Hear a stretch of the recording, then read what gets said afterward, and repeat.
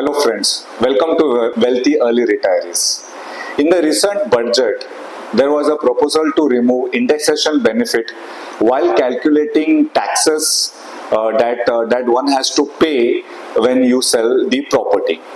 Now there was a lot of discussion on how this removal of indexation is going to hurt especially the middle class a lot. I am also going to put a link in the description box. The paper Mint, they carried a report where they said that and there will not be any tax exemptions left. So this is, it's a very clear indicator that we are moving towards that direction.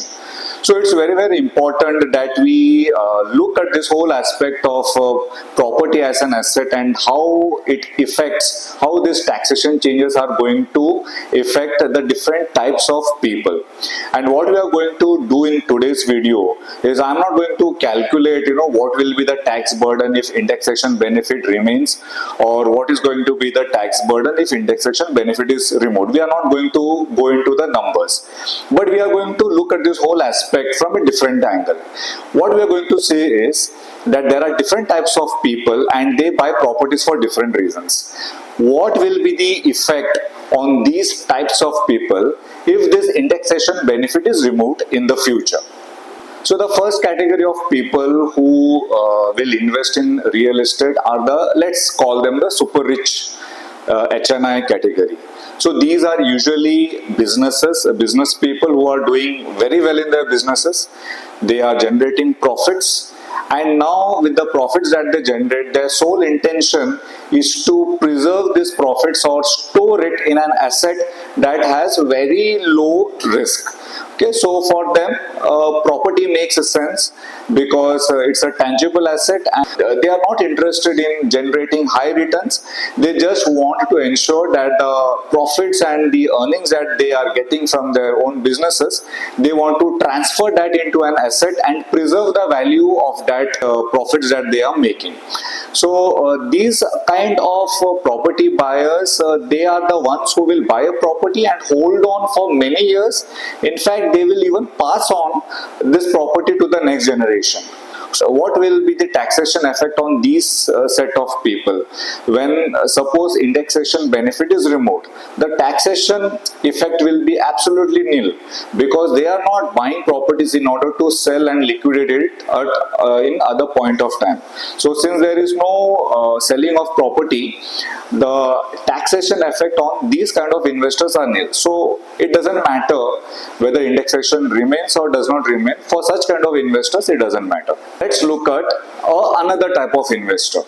So this type of investor is also from the super rich category, but their intention of buying properties are different and the way they buy properties are different. So these are people who have lot of funds at their disposal, and usually they buy properties in bulk at discounted prices.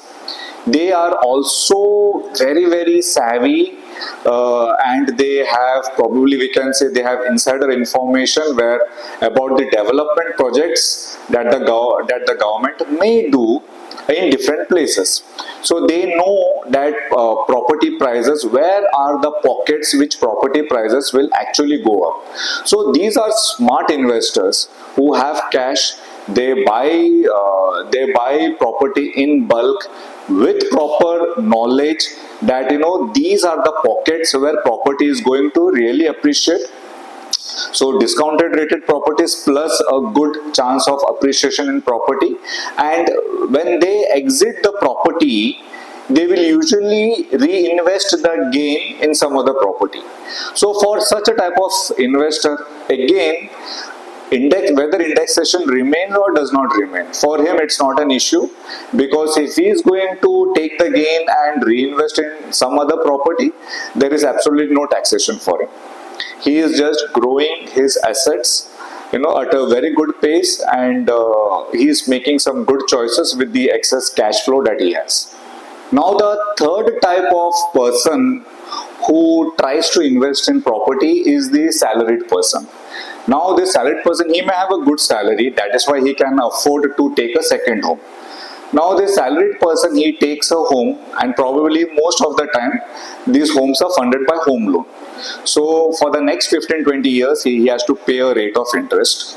So the purchase cost of the property goes up if you add to the purchase cost of the flat or the apartment. If you add the interest paid over the period of 15 to 20 years, the purchase cost goes up. Now, this salaried person is probably buying a second property with two intentions. He thinks that this property will give him a rental income, and this rental income will be some sort of pension plan for him. So that's his idea of buying a property. He also thinks that if at all he wants, if he is in need of some cash, he can sell the property and get the cash. So this kind of investor takes a loan, purchases a property, and we have to take into account two things here. One is that property rates, most of the property rates in India are growing at a rate of only 4%, 3 to 4% max. So the rate of return or growth on property prices are in the range of 3 to 4%. Secondly, when the properties are given on rent, the rent or the yield of the rent, okay, or the yield that the property generates, if we compare, okay, the value of the property is around 1 or 1.5 crore, and what is the rent that the property is generating? So the yield comes to just 1 to 2% in a year. Considering the fact that in Mumbai especially, you have to also pay for the maintenance of the property, you have to pay the property tax, the owner has to pay. So when we take all that into account, the net yield from rents is in the range of 1 to 2%. So now this salaried person who has taken a second property on investment, when he realizes, when he retires and he realizes that the rental yields are low and it's not enough, then he decides to sell the property. Now when he decides to sell the property, whatever gain he makes, because the gains are not going to be much because the growth in property prices are in the range of 3 to 4%. So whatever gains he makes after deducting the interest paid cost, now imagine if indexation benefit is removed in future. The gains, then he will have to pay tax on the entire gain.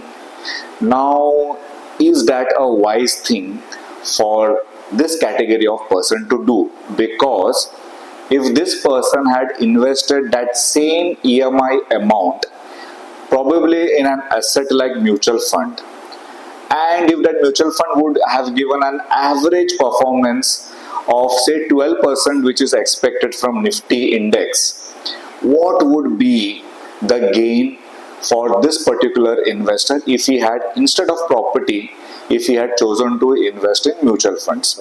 So here we have two options here. One is you can grow your investment at a rate of 4%, or you can grow your investment at a rate of 12%. Now when we buy property, we have to see which category of person do I belong to. Do I belong to the type 1 category which I mentioned earlier, or the type 2 and the type 3? So based on the type of person that I am, or the type of investor I am, we can come to the conclusion whether indexation benefit is going to harm me or not, and we can come to the conclusion whether property as an asset class suits me or not. I leave the decision to you. Thank you. Hi, once again, I am Augustine Mendes, and I am on a mission to help 1 lakh corporate executives live stress-free from the fear of job loss in their 50s by helping them plan for a wealthy and early retirement without disturbing their life's harmony, using my unique 2-step blueprint process which takes just 2 meetings. To know more about my blueprint process, do join my private WhatsApp group, do join my Facebook group, get in touch with me. Thank you.